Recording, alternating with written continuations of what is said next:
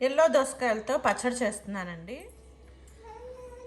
ఇదిగోండి, ఇప్పుడు పచ్చిమిరపకాయలు ఫ్రై చేసుకోవాలి. ఇలాగా పీసెస్ లా కట్ చేసుకొని వేయించుకోండి, లేకపోతే అవి పేలుతాయి అన్నమాట.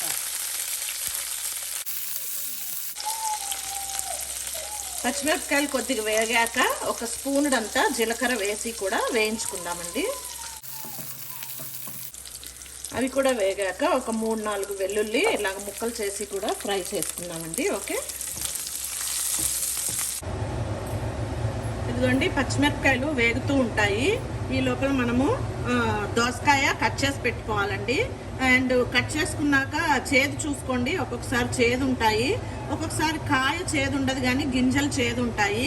సో 2 గింజలు కాయ 2 చేదు చూసుకోండి. ఓకే, అండ్ అదే వేడి మీద ఇవి ఒక 3/4 పార్ట్ వేసేసుకోండి దోసకాయలు. ఓకే, వేసుకున్నాక స్టవ్ ఆఫ్ వేసేయండి. ఓకే, అవి ఉడకకూడదు అనమాట, ఆ వేడికి కాస్త మగ్గుతాయి అంతే.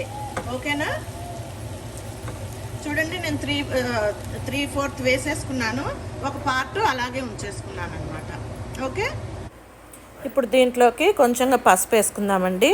అండ్ ఉప్పు అండి, రుచికి సరిపడా ఉప్పు. మరియు దోసకాయ పుల్లగానే ఉంటుంది, కానీ కొంచెం చింతపండు వేసుకుంటే బాగుంటుంది. కొంచెం చల్లగా అయ్యాక ఇప్పుడు ఇది దంచుకోవాలండి. నేను రోట్లో దంచుకుంటున్నాను, మీకు వీలైతే రోట్లో దంచుకోండి, లేకపోతే మిక్సీకి వేసుకోండి. ఓకే,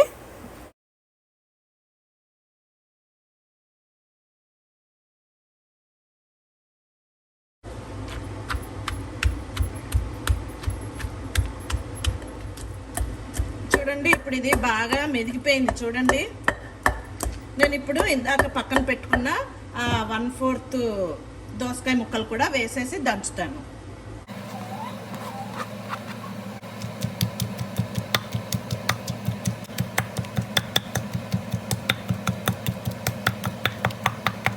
ఇదిగోండి, ఇక పోపు పెట్టేసుకోవడం మీకు తెలుసు కదా. ఈ పోపు పెట్టేసుకొని ఇదంతా దీంట్లోకి వేసేసుకోవాలి.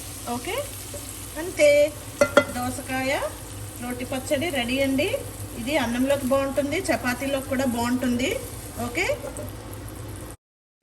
మీరు కూడా అందరు చేసుకొని ఎంజాయ్ చేయండి. Thank you.